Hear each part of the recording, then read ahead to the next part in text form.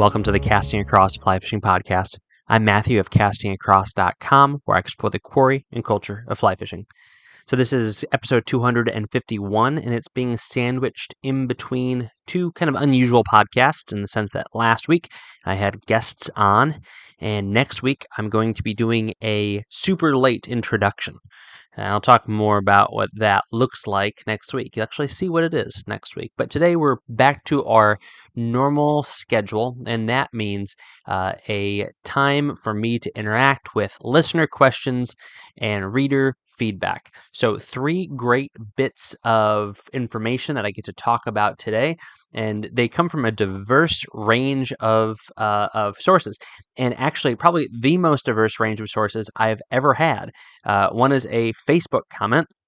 Don't do a lot on Facebook, but it's there.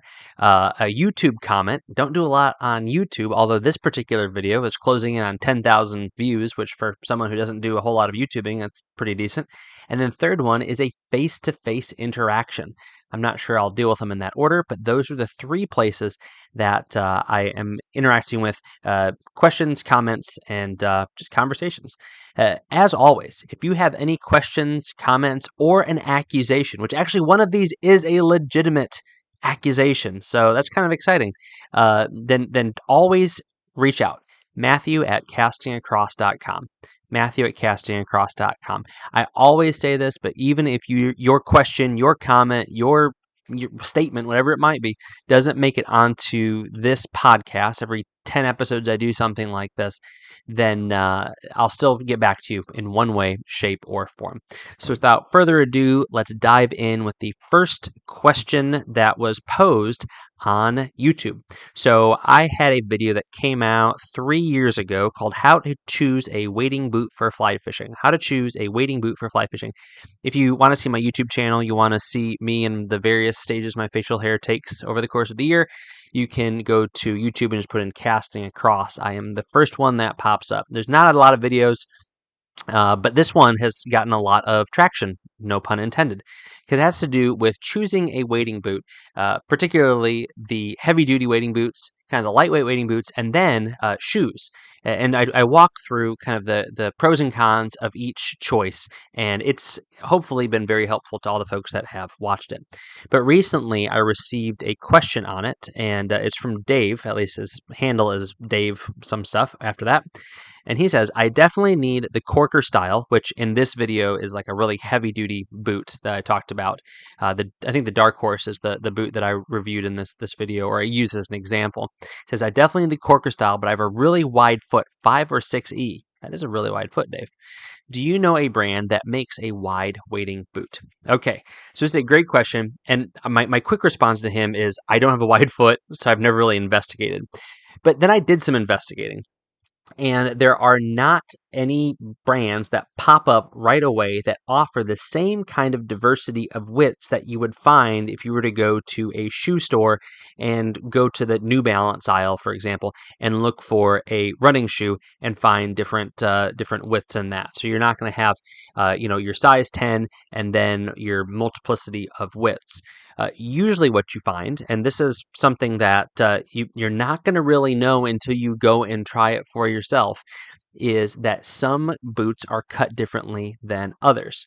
So for example, the widest toe box, now I know that doesn't answer Dave's question, but simply for the sake of example, the widest toe box that I have encountered in all the wading boots I've owned, at least in recent memory, is in the Redington boot. And Redington is, not maybe the first name you think of when you think of waders and wading boots, but I actually really like my waders and my boots that I have from Redington.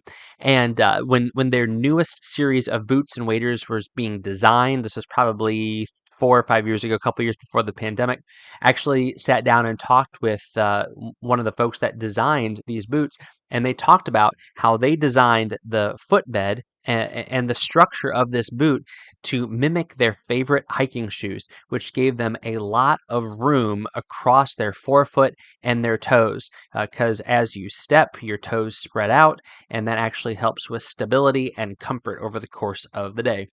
I thought that's fantastic.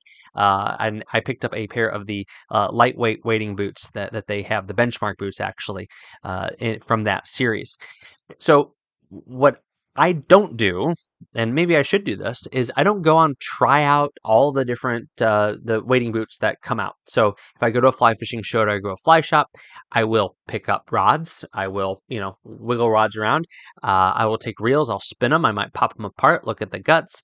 I will pick up a pair of wading boots, but what I rarely do, and this might be a beneficial thing, not only for myself as a consumer, but also for casting across, is maybe try on wading boots. Because what you will find is some are cut more generously than others. I know traditionally that folks that have bigger feet have gone with Chota and with Corkers. Those are two of the brands that I just know folks that have had bigger feet that they have really liked. I don't know if that has to do with the fact that these brands are reasonably priced and at the same time built very rugged and durable, or if this is because they are cut for a more generous foot. But you're gonna have to try them on, and you're gonna have to see what works for you. And it's not just gonna be necessarily the length and width of your foot, but it's also kind of like Dave mentioned. He wants something that's gonna offer a lot more support, but also what kind of sock you're going to be wearing. Is this going to be a 3-season boot or a 4-season boot? All of those things are worth taking into account. And that is even something where if you have a normal sized foot or a proportionate foot for the majority of the population, don't mean to disenfranchise or marginalize anybody there. But if you have a proportionate foot that is kind of your normal foot profile, if you want a bigger sock, that is going to impact the width of the boot that you choose also. So these are things to take into account, but go to a good fly shop that has a multiplicity of brands and you can try on lots of different things. Look around, see what other stores have different wading boot options. You're going to find these at hunting stores because duck hunters are going to be wearing these boots also. Look at marine shops because sometimes you'll find that even if they are a different sole or something like that, marine shops may have boots made by these manufacturers. Give them a shot. And is it worth spending an extra $50 or $100 to find something that is comfortable and is going to offer you the support you need? Absolutely. So in my category of things to not cheap out on, it's fly fishing boots, it's fly line, and it's sunglasses. I would rather have a less expensive, a lower quality fly rod and have good wading boots, good fly line, and good sunglasses. So, Dave, thanks for your question. Hopefully you are well on your way to finding something that fits. I did give Dave a suggestion. I did say because of that wide toe box, go to the Reddington boots and look at their highest N1 because that's going to give you a lot more support than the benchmark boot that I use for kind of like my quick fishing and my fast fishing. So that was Dave's very good question. So next question, comment was actually a time at Dunk's where I hung out with David. So David lives incredibly close to me, and he kind of put some clues together based upon what I talk about on the podcast and on the website about how I live and fish on the North Shore of Massachusetts and the New Hampshire border. And he says I live and fish in that same area too, and so he reached out and we got coffee a couple of weeks back. It was great. It was a lot of fun. I've done that a few times before with folks who listen to Casting Across podcasts as well as read the website, and I always enjoy it. And it's just a lot of fun to kind of add that aspect to what I do. And we talked about a bunch of different things, talked about where he's fishing, how he's fishing, a lot of that sort of stuff. And he had a really good question about nymphing for trout in the ponds around here. So a lot of these ponds are interesting. Ponds in this part of Massachusetts, we actually have what they call kettle ponds, and they're just really deep in the middle. So they're not super easy to fish, particularly if you're using traditional gear. If you're using a floating fly line and a 9-foot or a 10-foot leader, they're not super easy to fish when it comes to nymphing or even fishing streamers. I mean, if you have trout rising, then you're golden. But the fish that are going to be hanging out in these ponds that persist into the summer, even the late spring, they're not necessarily going to be rising all the time. So your best bet is going to be fishing for them with streamers. But there's a couple of problems with this. First of all, if they are really deep, then you're not going to just cast out and let that line sink. It's going to be really difficult to detect strikes And there's a good chance that you're going to get hung up if you're fishing, even if you're fishing from a kayak, but certainly if you're fishing from the shore. The other option is to fish with some sort of strike indicator or a dry fly in a hopper dropper kind of rig. But now you have to have an incredibly long leader, which becomes unwieldy to cast. And with all the streamside shrubs and grasses, that becomes difficult to deal with.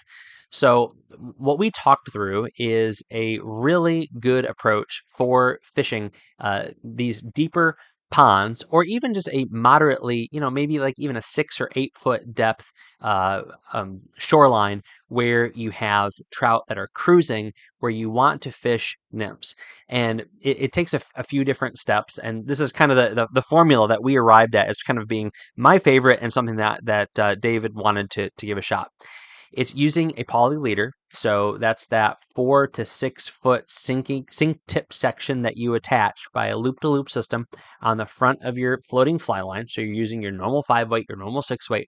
You put this on there, and then using a normal knotless tapered leader or some knotless tapered leader style formula that you have used of a 9 foot leader, and then putting a weighted nymph on there, but a larger nymph. So we're not talking about a midge. We're not talking about some sort of tiny little bug.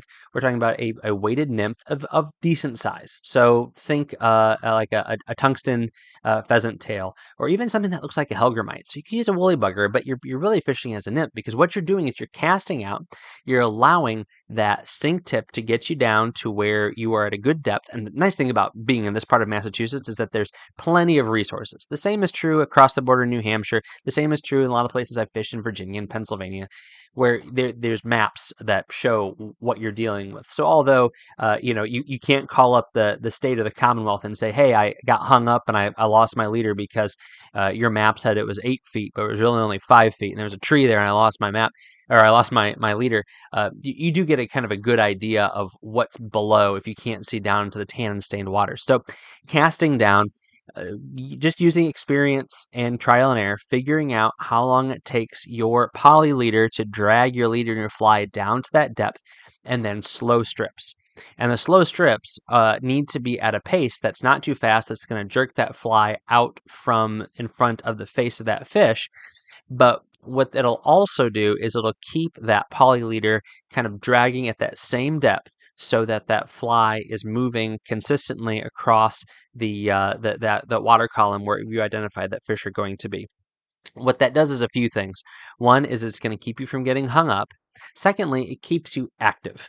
Sometimes this is not the most effective way to fish, or in the sense that it's not super productive. But if you're targeting trout late season, as you move from the spring into the summer or into early fall, they're not going to be keying in a lot on moving up into the shallows. So this keeps you active. And then thirdly, it's going to allow you to make contact with your fly and make contact with the fish. So there's a couple other auxiliary benefits to this. First of all, you're going to have bass and panfish that are going after these nymphs like crazy too. And in fact, that's one of the fun reasons to fish this way, is that it is a total mixed bag. Especially up here, we have all sorts of different species. The same is true as you move down south and move out into the west. But using a poly leader, allowing your nymph to drop down to the water column, and then slowly stripping so that you're keeping that leader and fly at a consistent horizontal plane, moving across the water column, and you're having that patience as you're fishing it, is a great way to get into trout into these deeper ponds. So I'm excited to hear about how David makes out as he does this. I've implemented this in my fishing the last few years, and I find it be very productive for not just for trout in this time of year, but other times of year as well. And once again, if you're in the area, then let me know. Matthew@castingacross.com. We will see if we can get together. All right. Third comment. This one just came actually just yesterday. So I recently wrote an article, and I'll mention this at the end of the podcast, about headlamps. And when I write kind of like how to buy something, I try to give general advice. I try to say, these are the things that I look for in a product. And then what I usually do is I usually say, and here's an example of that.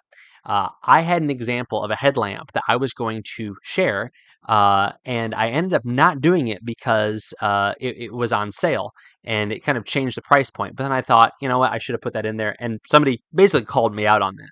That you gave all this good advice, but you didn't give a product recommendation.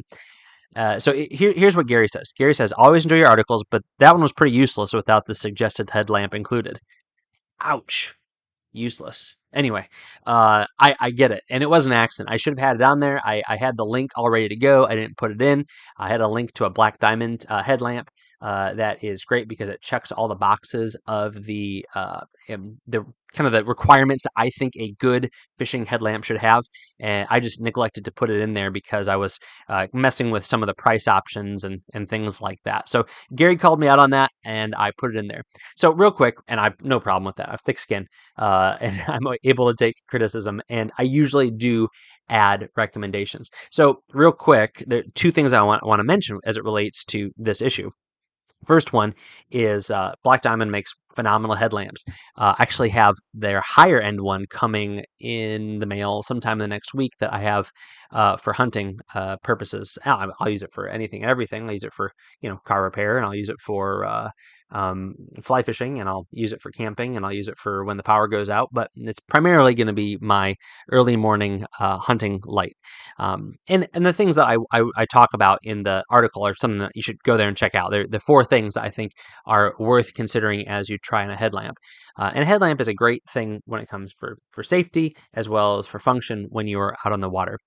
So that's the first thing that I wanted to mention. Secondly, when I do these articles, my intention is not for you to have a gear load that matches mine. There's no official casting across gear checklist that I say this is really what you ought to be using. So kind of like I said with the wading boots earlier in the podcast, find something that fits your foot and fits your need. It might be a brand I've never laid eyes on, and I don't suppose that anybody is assuming that that's what I'm trying to do.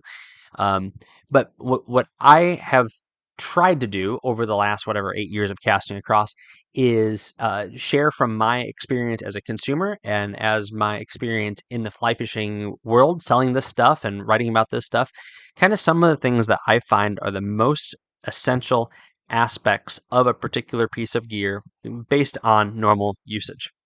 So it's funny. Again, I appreciate Gary pointing out that I, submitted this article before I did my final proofread and remembered to include the link. But I've actually gotten criticism because I have suggested particular products. I thought of one article as I was thinking back through the annals of casting across, where I simply used loon floatant products to illustrate the different kinds of floatant products that are out there. So the different kinds of things that you could get. I just used all loon products because one, that's what I had on hand, and secondly, because I wanted to kind of be consistent and not say, well, this one kind of does the same thing as this one, but I wanted to show the distinct products. And I had a couple comments like, oh, you're just trying to sell me loon stuff.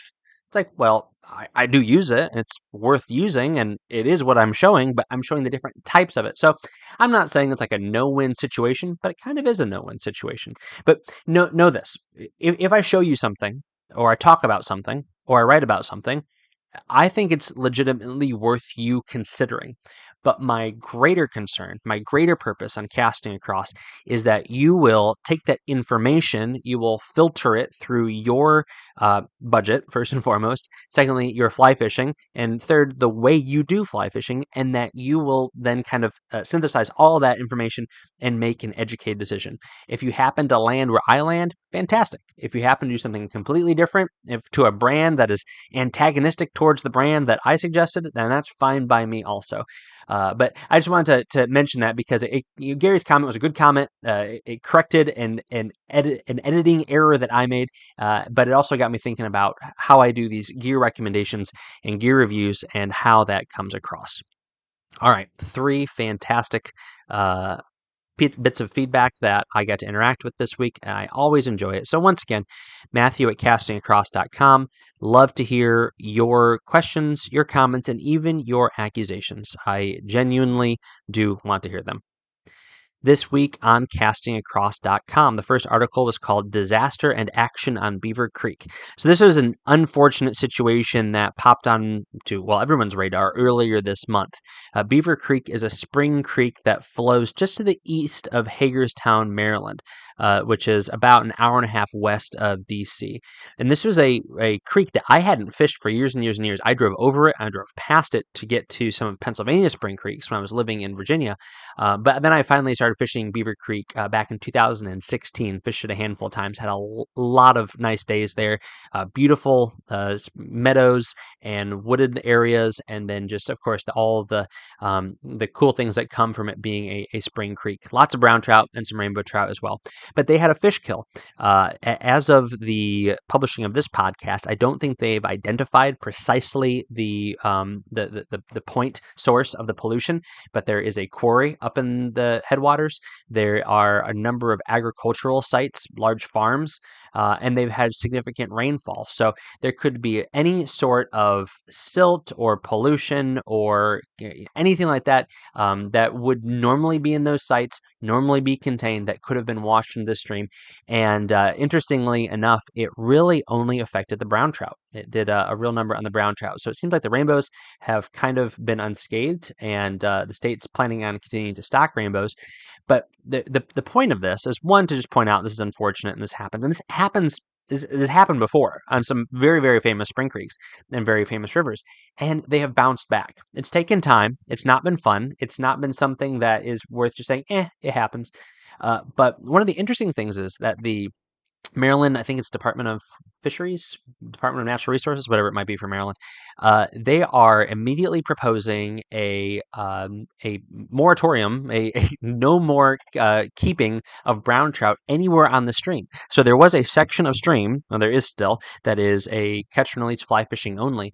They are now hoping to make brown trout harvesting verboten on the entire stream to allow the brown trout to wildly reproduce and come back, which is awesome. I mean, say what you will about any other facet on the periphery of this issue. The fact that fisheries management is now saying, we trust the fish to do this on their own, as opposed to introducing another strain, another genetic source of fish, is progress as far as I'm concerned. It might take time, but it's doing it the right way. And this is also aided by the fact that the prime spawning areas for brown trout, that they, at least that's what they say, and from my experience, I would tend to agree based upon the places that they pointed out, were outside of the area that was damaged by this pollution and this fish kill. So all that to say, interesting story. It'll be fun to follow because I'm optimistic. I'm a generally an optimistic guy, and I've seen this happen in other streams that I've fished, and it's amazing how quickly things recover. Things will never be the same, but you know what? Things aren't the same in streams that don't have massive fish kills over a 10-year cycle or a 5-year cycle. So keep an eye on this. I'm sure there'll be some story somewhere in the coming weeks as they find out more. And remember, let's channel all the energy into progress rather than anger, because you can't put the toothpaste back in the tube, but what you can do is clean it up and learn from it. Wednesday's article that just came out was the one called The Best Fly Fishing Headlamp. And I can see now, and as I'm saying that, The Best Fly Fishing Headlamp makes it sound like I'm going to tell you what the best fly fishing headlamp is. But I tell you what your best fly fishing headlamp is by going through 4 things that you ought to look for as you pick a headlamp. And I'll give you what one of them is. One of them is comfort. So it might be inexpensive.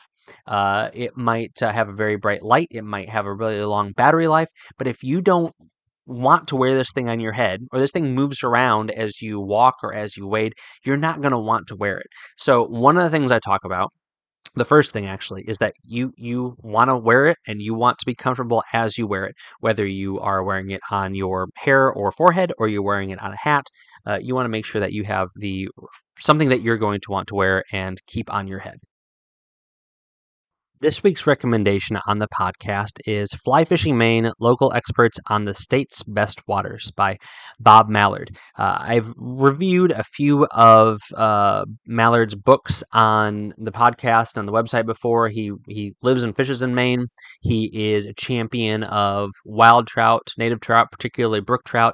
So our interests converge, and so I have purchased a few of his books and had some good conversations with him at some fly fishing events. But this is a relatively new volume. It came out over the winter, and what I like about it, hear me out, is how it is a short book.